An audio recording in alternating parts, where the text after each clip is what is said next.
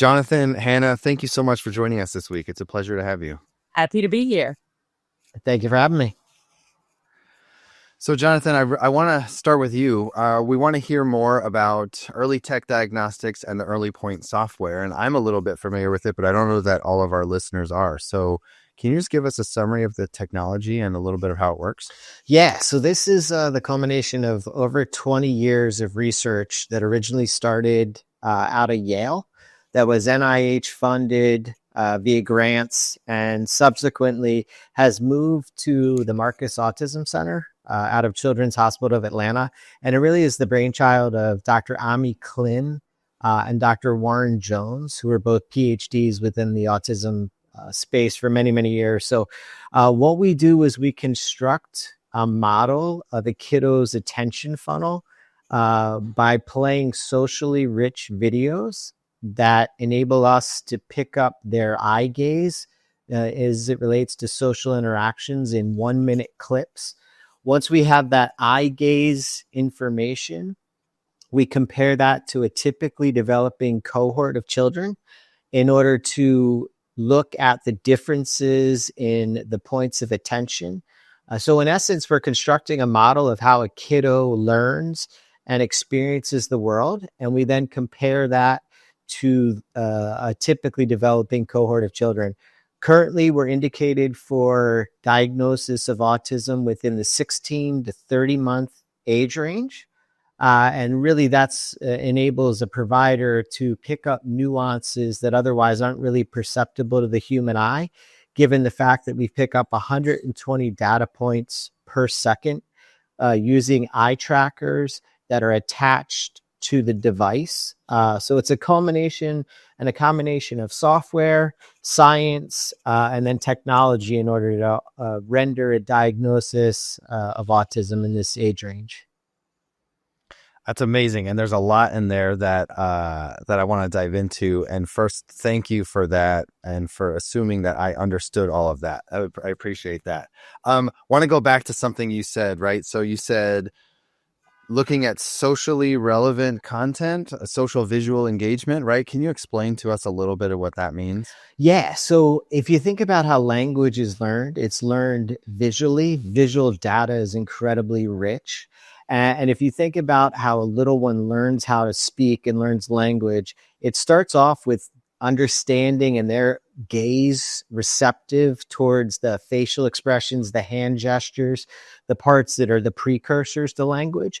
So we really understand from the beginning if a kiddo is paying attention receptively to these cues, and then where do they take this information in response in comparison to a typically developing group of kiddos within their age range. I like that the essentially what you're saying is the observing is really is a precursor to learning, right? It's everything. We really are constructing a model of how a little one sees and learns the world from their perspective, which is completely unique from anything else. If you think about how diagnosis occurs now, it's a trained professional child psychologist, developmental pediatrician, pediatric neurologist observing the child or receiving feedback from the parents on what they observe. This is constructing a model into, in essence, how they're learning and how capable they are of learning social cues as well as language cues and nonverbal language cues. Hannah, I want to come to you for a second. Tell me why this is so important, particularly for this age group, right? I know you mentioned, Jonathan, 16 to 30 months in particular, right? How is this so tangible for that group? Well, we know that we can diagnose autism starting at a relatively early age. So we could actually probably push it back to about a year. Not all clinicians, but those that understand autism and have been doing this for a while. But what's great about this device is we all know that access to diagnostics can be extremely challenging, especially in urban areas. So I'm licensed within the state of Massachusetts, and within the Boston area, we have some families that are waiting 3 years to get access to diagnostics. And part of that is because the length of time it takes to administer all of the typical assessments that are done. And then it's also that turnaround time to get the report out. And there might be some extra time where you have to get called in for a second appointment to administer Hmm. additional assessments. So it's a pretty time intensive process. And what we know about our youngest clients, our youngest patients, especially those 16 to 30 months old, that is the prime opportunity to start intensive behavioral treatment or intervention. So if a family is looking to start intervention or get supports for their child to develop a way to communicate, to work on social skills, and all of the things that we know that come along with autism, that's the prime. That's the prime age to get it started. Lots of research has showed us that the earlier you start, the better outcomes you have in terms of communication and enhancing an individual's quality of life. Yeah, and I can add to that, and that's in that 16 to 30 month age range. There's some studies out of the Georgia Tech that show there's a 40% higher intellectual functioning if a kiddo can get diagnosed in treatment by age 3, a $1.2 million reduction in lifetime spend on that kiddo if they can get in treatment by age 3, and the last 43% more likelihood to actually stay in traditional education versus special ed. So as Hanna alluded to, this neurodevelopmental window is so important to capitalize on in order to really maximize the benefits and the outcomes for that particular kiddo. A couple other things that filter into the diagnosis journey and it being a long one in a lot of instances, like Hanna alluded to, there's a lack of expertise within this age range. And really, there's a lack of providers. It's a huge bottleneck in order to diagnose. And then you overlay a couple of other pieces, like in our JAMA studies where we're published, 30% of the time experts were not confident in their diagnosis within this age range. And that's because this is so early on that a lot of things are somewhat imperceptible to the human eye. So there's a lot of contributing factors that lead to this average age of diagnosis being more in that 4 to 5 range and have significant wait list in order to actually get diagnosed. I feel like I hear that question all the time of like, oh, well, is this my son being 2 years old, or is there something else that's happening? And it sounds like this is the idea behind the technology is that this will eliminate some of the subjectivity, right, and make it a little bit more of an objective measure. Yeah, totally more objective. The other thing is it was really common for us to hear when we attended the American Association of Pediatricians meeting in October that pediatricians could tell something's off, but bringing up autism was going to be a big challenge for a number of Yep. reasons. And so what we heard pretty loud and clear is if there was something out there that was objective that enabled them to dig in further as to what their concerns were, to come back and say not only consistent or not consistent with autism, but their social delay and disability ADOS score in X, and if they have a verbal ability that's suppressed as far as age equivalency, and then nonverbal learning that's suppressed as far as age equivalency, it almost gives the clinician some sort of target to refer out to a therapist to start to work on these particular areas of deficit at the time. The one other piece that's out there is because we construct the model from a child's perspective, and Hannah's definitely seen this probably with conversations with caregivers surrounding what is autism and what is my child experiencing. We have the ability to show a heat map of exactly where their child was looking in comparison to where a typically developing child was looking. So in essence, it gives you and the caregiver insight into these little learning opportunities that are being missed by a little one that's compounding to them having deficits in development. So in a traditional diagnostic evaluation, it's multiple parts, there's multiple tests, it's probably several hours plus the report writing, as Hanna mentioned, all those things.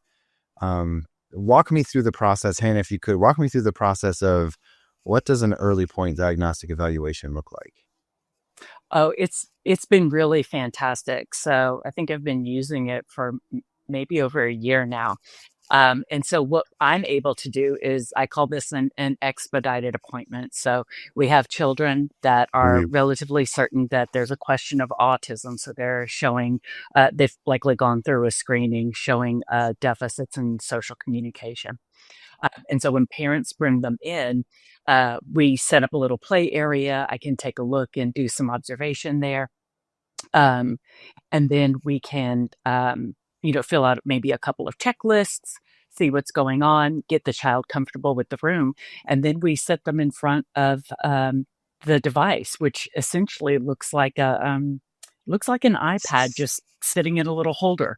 So something probably very common that they see, right? Nothing too scary at all. They can sit in their caregiver's lap, or they can sit on a chair by themselves. We ask that the caregiver averts their eyes so we don't accidentally get any data from their eye gaze. And That's a good they point. watch the screen for, you know, 10 minutes or so. It's relatively quick. And even if the child gets up and walks away, as Jonathan was talking, the data that are collected during every second that they're sitting, it really makes a difference. So they don't need to sit for that entire time, which is fantastic because we all know that little ones like to run around. So they run around, Mhm. we bring them back, they watch the videos, and the psychometrician that's assisting me can determine how much data has been collected, if they're sitting in the right spot. And then we get up. We give it about 10 minutes for the device then to to do the calculations, render a report, and get it to us. I'm able to read that and then provide a diagnostic right then and there, which is, again, completely different than what we see from a lot of traditional diagnostic appointments. We can get families set up for the next steps in their journey. And the turnaround for a report is really simple. So again, it's not intrusive at all. Kids have an opportunity to, to hang out with us for a little while and play. They can sit in the comfort of a caregiver's lap. And caregivers are pretty impressed with it too. Again, it doesn't look like anything foreign. And they recognize, a lot of our parents recognize the challenges of the eye gaze, because one of the things they consistently report is that the child doesn't respond to their name, doesn't look in their direction or whatnot. So many of them have an understanding of the importance of eye gaze and eye tracking when they come in. So it's been incredible, and the expedited manner with which we can do this really sets families up to get going in the next steps of their journey, which is oftentimes treatment. Yeah. Yeah. And to add what Hannah Right, said, John. it's really engaging content to start off with. So the fact that they're comfortable looking at screens now more and more, just given the reality of how kids are developing, it's really content that draws them in. So at first it's Thomas the Train, it's Elmo, and then the psychometrician or an MA or a speech therapist, whoever's conducting the actual Mhm. session, just pushes play. And that starts right into the 12 minutes of curated video. We really only need 2 to 3 minutes of active viewing time in order to pick up enough data points. In our JAMA studies, 95.2% of the time, we were capable of generating the report, like Hannah mentioned, in 10 to 15 minutes after the session. So very reliable and repeatable. The system doesn't know where it's at. It doesn't know who's administering it. It just is collecting the data from the kiddo in front of it. So in essence, it's a digital biomarker of how the little one is seeing and experiencing the world. In the real world, I see it's probably like 1 out of 25 where the kiddo is just not amenable. We're really Yeah. intentional on our side at EarliTec with the implementation from an operator standpoint. So taking the time to share, hey, here's how we set up an environment to collect the most valuable data and how to run a successful session. And then we work with the practitioners, with the great partners like Hannah, in order to go over the clinical side of what the reports actually share. Because as I shared prior, we plot severity on social disability, verbal ability, and nonverbal learning ability. And that's all just from the data points we collect. I got to ask a question, Jonathan. Please. So it seems like, so I'm going to say this back to you, right? It's less stress for the client. You get a nice report model for the parents to be able to see and have an understanding of where the eye gaze, where their child's eye gaze is tracking. it's less burden on the diagnostician, and it's a faster wait time. There's got to be like there are skeptics out there that are saying this is too good to be true, right? And you're going to say, but wait, there's more any second. So how do you what's your response to that? Yeah, I run into that often. First is we're trying to commercialize this in a 16 to 30 month old population that is probably only 5 to 10% of those actually diagnosed. So those kids typically stay in a pediatrician's office because maybe pediatricians don't believe it can be diagnosed this early. Maybe they're just not aware of it. So that's one perspective. Another one is to open up the autism conversation with a pediatrician and a parent is a long dialogue, right? Yeah. And that's rife with, oh, I'm going to send them off to X university and they're going to sit on a wait list for 24 months. And then what happens once they get diagnosed? I'm a pediatrician. I don't really know where to send them for therapy. And I've heard that there's a lot of challenges within this. Like, what am I opening up a parent to? It's really just a little bit of kick in the can down the road, a little bit of disbelief that something that could like this could be out there. And then you overlay just the realities of, new technology and practitioners saying, wow, there's got to be something else. That's why it's really nice to be able to point to on my side that this has been, developed off of 20 years of research. We have nothing to hide. I love when I'm asked deep questions to do due diligence. We want commercial partners and we want parents and we want everybody in the space to understand, just how valuable this is. And at times, you're right. I do get faced with these questions like, what am I missing? One other reality is autism diagnosis is not necessarily profitable for a provider, right? That's just the reality for a pediatrician. So there's no current remuneration for a pediatrician to go ahead and start using EarliPoint. And there's challenges with remuneration and a limited lack, really a lack of providers in the developmental ped and the pediatric neurology space. There's just a provider bottleneck. So that is another piece. One last piece is, child psychologists love administering the ADOS. They really love the floor time with the kiddos. So that's something else we're facing. This is disrupting their world. Anytime there's a revolution like this, there's going to be a lot of challenges in order to get large wide scale adoptance. But that's why it's great to have, forward thinkers like Hanna and others who are our customers that are willing to fight the battle with us, because this really is an objective diagnostic biomarker that could significantly change the space.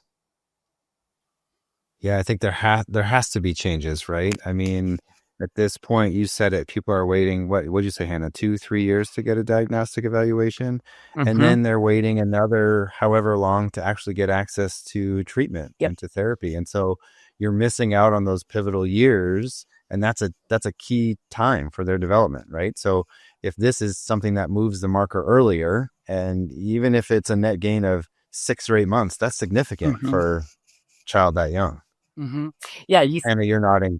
Yeah. No, if you think about the developmental changes between a 6-month-old and a 12-month-old, a 12-month-old, an 18-month-old, and then a 24-month-old, that child looks different every single time you see them. We have language bursts at 18 months, right? We have more independent skills at 24 months. So the growth is exponential. And if we can harness those growth opportunities in treatment, again, that's where you see the optimal outcomes. So childhood is rocking and rolling, and we want to catch them at an early age.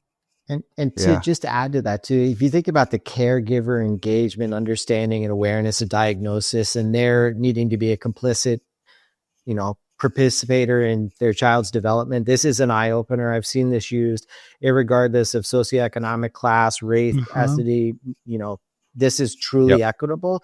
And there's something about a picture being worth 1,000 words for a parent to see, okay, this is what the eye gaze is missing and what my kiddo is missing. So even if they're just more adamant in, getting in the line of gaze through little things in order to help the kid learn in a little bit different manner, it could be an enormous opportunity for continued gains.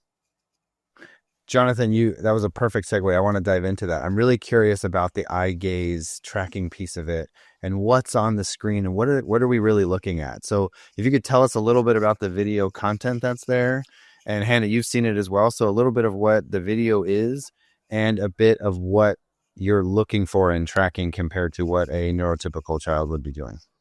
Yeah, so they're 1 minute video clips and they are from a daycare setting. So imagine a kiddo handing another kiddo a toy and that child getting upset.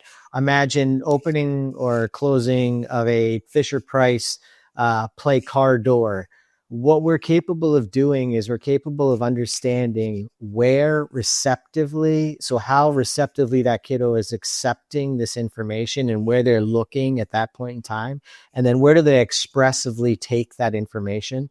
I am a layman when it comes to explaining the science. Our founders have, really are the who's who within the world of autism diagnosis and understanding, attention and these little pieces of skills in these social interactions that add up. So the content it was selected was done so with insight into what could we pick up as far as nonverbal learning cues, social disability, and whatnot. So the content's incredibly well thought out.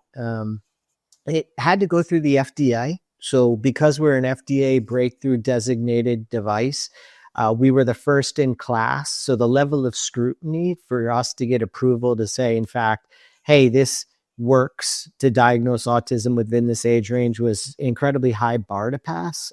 So that was a piece of the content. And again, the content is kiddos in this age range who are interacting. We currently have indication up to 30 months, but we are actively finishing off our clinical studies that'll actually push the age range up to 96 months with this content. So it'll be 16 months to 96 months for diagnosis at some point in time in 2026 is our hope.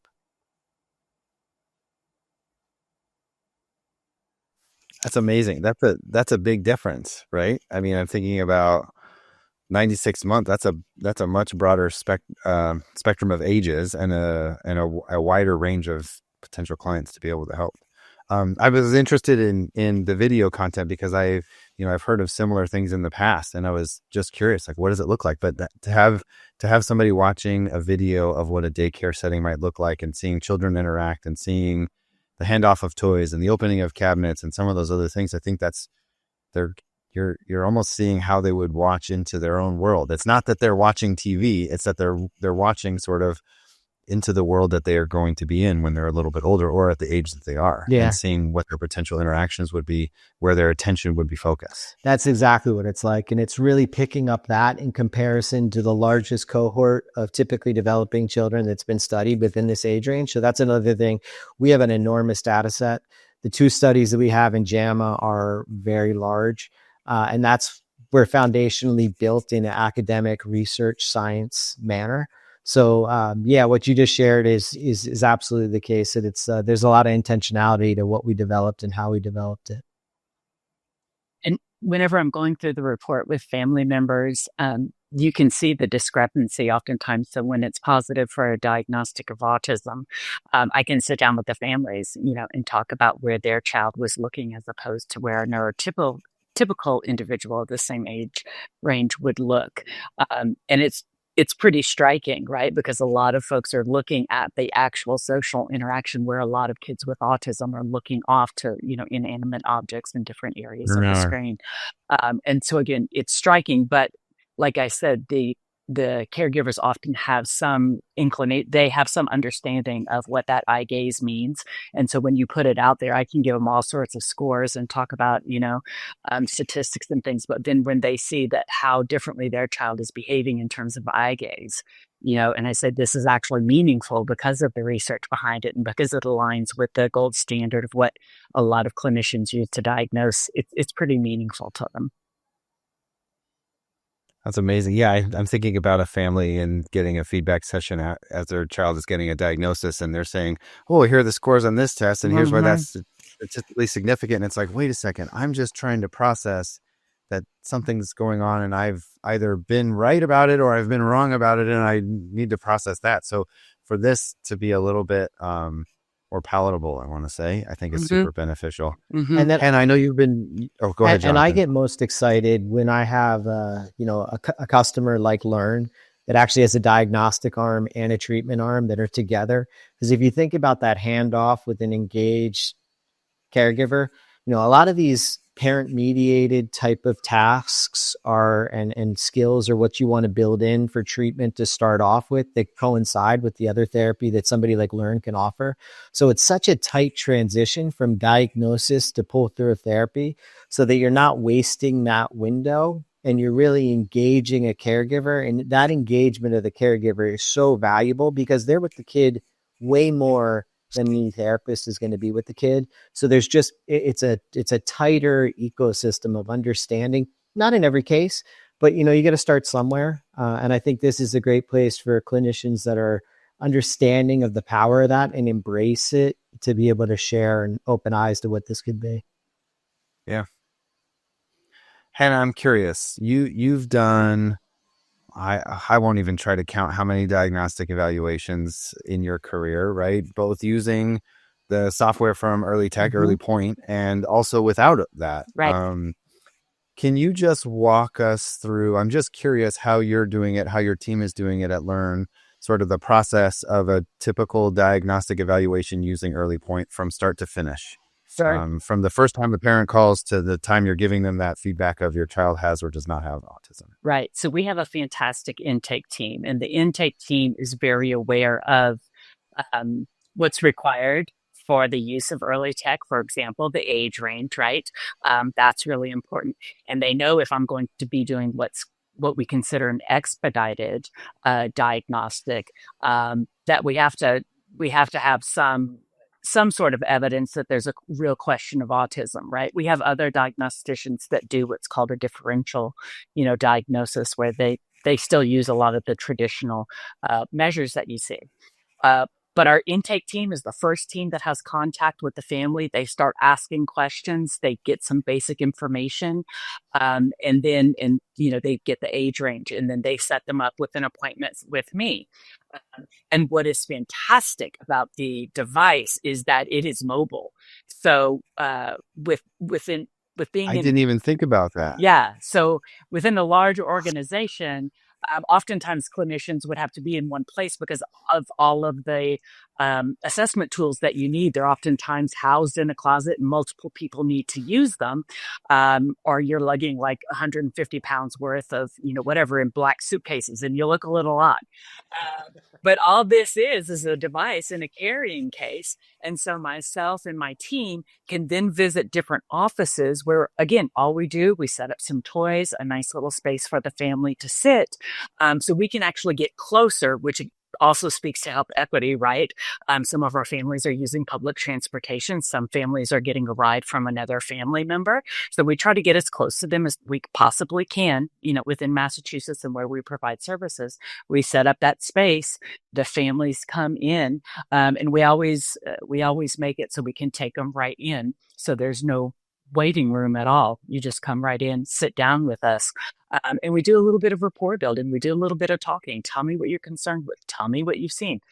Tell me what your little one is like. What do they like? What don't they like? Hearing about some of the trials and tribulations of parenthood and kind of some of the things that they've seen. And if they have other kids, what are some of those similarities and differences? We get to know the family a little bit.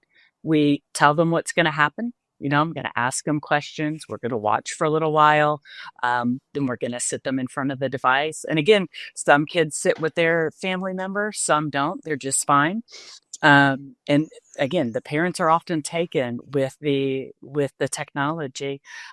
15 minutes maybe right there. We sit back, we talk a little bit more while we wait for the report. And like I said, the report comes through. I read through it and, have an agreement or disagreement, and both have happened. But more often than not, we're in agreement. And so then I tell them exactly what I've seen that meets the Diagnostic and Statistical Manual of Disorders, which is what we use to provide a diagnosis. I say, these are the behaviors that I've seen that align with a diagnosis. This is what the report from the EarliTec device is saying. And again, this is what it means if I were to be using all of these other measures that, a traditional assessment would mean. And again, when I show them that graphic of where their little one was looking, that's usually where I start off. They're pretty taken with that. So many parents are relieved. It's about an hour and a half. We give you some juice. We give you some cookies. There's some It's goldfish are some gonna happen. goldfish if you want. So we try to make it as stress because this is a high stress situation. A lot of times Yeah. this is a life changing point in a family. So we do try to make it as relaxed, as engaging, as supportive as we possibly can. So it's really about an hour and a half. They're in and they're out, and they have the knowledge that they need to take the next steps, which I think is really important. Yeah, that's amazing.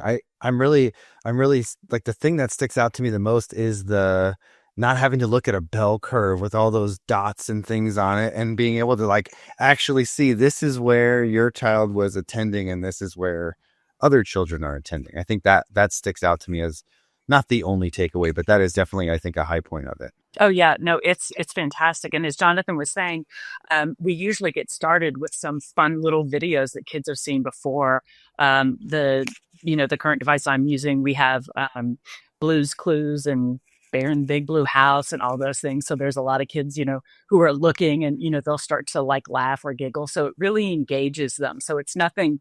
Again, it's nothing frightening or stressful by any means. Most of the parents know what they're looking at. They're like, oh yeah. Most of them are like, is Miss Rachel going to pop up right here? I was like, no, this is, this is it. This is it. But again, they feel really comfortable because it's really kid friendly. And so we really try to set up the environment. So it's supportive, it's fun, as much as it can be in that context. Yeah. Hannah, real quick, I want to dive into something for just a second. How we've talked about health disparity a little bit and access to diagnostic evaluations. How is EarliPoint supporting that and supporting families who are either who are speaking a language different than English, for example? Yeah, that's a huge issue. We've seen in a number of empirical studies that there are challenges for um, uh, families who have English as a second language, who are minorities in terms of race and ethnicity. It is very hard to get a diagnosis. And so with this device, we don't have to worry about biases and we don't have to worry about language. So I've actually used the device with families who English is either a second language or they don't even speak English. So we have translation services that come in and that help me go through and do the interview component and ask questions. But where we run the risk of biases is when an English speaker tries to test a non-English speaker. And so I've sat a child down who does not speak English in front of this device and can be certain that the eye gaze will not provide those same types of biases. And so that really helps me in understanding what I'm seeing and observing and help to minimize the bias that we often see and have a more accurate diagnosis. And again, a lot of these families are also part of a lower socioeconomic level. Their access to healthcare, to diagnostics, there are often so many barriers. So I do feel like using this device opens up a whole other opportunity for practitioners in areas that are serving these communities. And I think it's imperative that we evaluate how we can use it more with these families.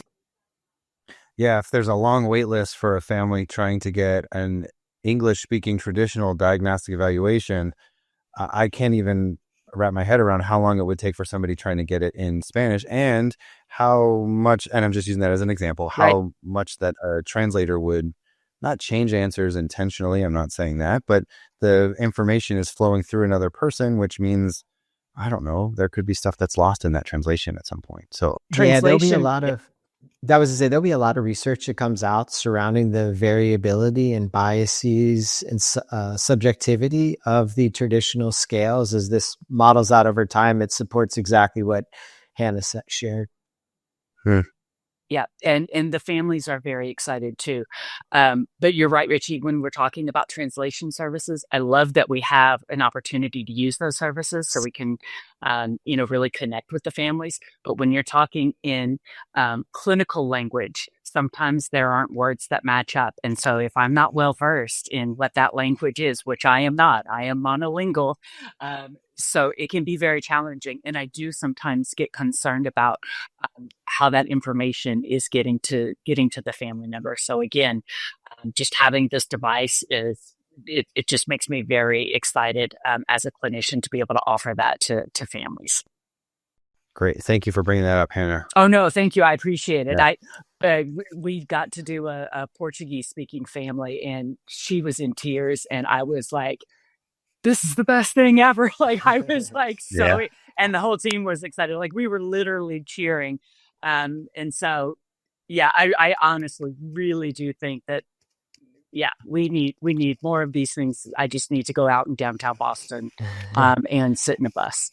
And I'm in Miami, no place more culturally diverse, from the Portuguese to the Spanish, and their feedback has been phenomenal from parents' acceptance and understanding. There's something about the picture being worth 1,000 words, just as an eye opener, as it relates to helping them digest all that is this very complicated journey that they've been on to, until they find an expert like Hanna to help them, decode what's going on. Yeah. I'm thinking about our team, and we've got one person who speaks Spanish, and we trained her and helped her through school to get her to the point where she could be on our diagnostic evaluation team, because before that we had zero. And there was no way for us to do it other than through translation services, which are hard to coordinate and add another barrier. And then somebody shows up, and then if that person's sick, it pushes things out. And the number of hoops that families of diverse backgrounds have to jump through is just inordinate already. And then throw in this specialized testing, and here they are waiting. Yeah. Again, the EarliPoint doesn't know where it's at. It doesn't know who's administering it. It just knows the kiddo in front of it. And that kiddo in front of it, it's solely looking at them from the standpoint of where they're paying attention to the world that's presented around them. And that's what makes this, such a unique and insightful piece. It doesn't just binary autism or not. Again, it shows the severity of which. So not uncommon that I've heard somebody say, wow, this kid has incredible nonverbal learning ability, but they're delayed verbally and it's not consistent with autism. Well, that's a great opportunity to put them in speech therapy, right? And to be able to have that directional push to, okay, here's the deficits, how do you deal with them, is really the next level of where we're going as it relates to kind of the journey for that parent. Yeah. Jonathan, where can we find more about EarliTec Diagnostics and the EarliPoint device? Yeah, so on our website at EarliTec, there's a lot of information for providers as well as families. We're going to continually build out socially rich content as it relates to social media. So we have had a lot of news articles about us. So we've been on Good Morning America. Not uncommon that our customers want to market this within the communities that they serve in order to impact and raise awareness within the communities that they serve as a whole. Not uncommon that pediatricians haven't heard of this and not are aware of it. At the AAP, we're going to have a presence coming up as well. So more and more will be told. We have a unique opportunity within some states as well, where governors or state legislatures have realized that autism and kiddos' developmental delay is really a public health issue. Because if you think about it, this is just the initial stage. Like Hanna said, it's a really sensitive topic, and it is a life changer. So taking advantage of this and offering hope within the 16 to 30 month age range is just such a special place. And then from there, getting them off to service providers that can help with the lift that is maximizing this kiddo's strengths is what's out there in front of them. So those are some of the places that people could look. My contact information is Lehmann at EarliTecDX.com, readily available to connect. And our team is really, I'm blessed to be able to commercialize this special product out of the Marcus Autism Center. So Marcus will always be a part of our journey and a part of our story. Right. And that group is just incredible, spending time with practitioners who want to learn more from the clinical side of things. I appreciate that, Jonathan. We'll make sure that all that information gets in the show notes. And also, just for those listening, I found some of the articles that you referenced on that website. And so if you really want to get nerdy the way I did yesterday, feel free to, click on some of those links. But I appreciate you both being here. Thanks for your insight. Thanks for doing what you're doing. I think this is a great way for us to continue to forge ahead and support the community. Thanks so much, Richie. Yeah, thanks. We're grateful again to have partners like Hanna that are helping us change the space. And without Learn and other partners within that, this would have no impact. So thanks to you guys for helping.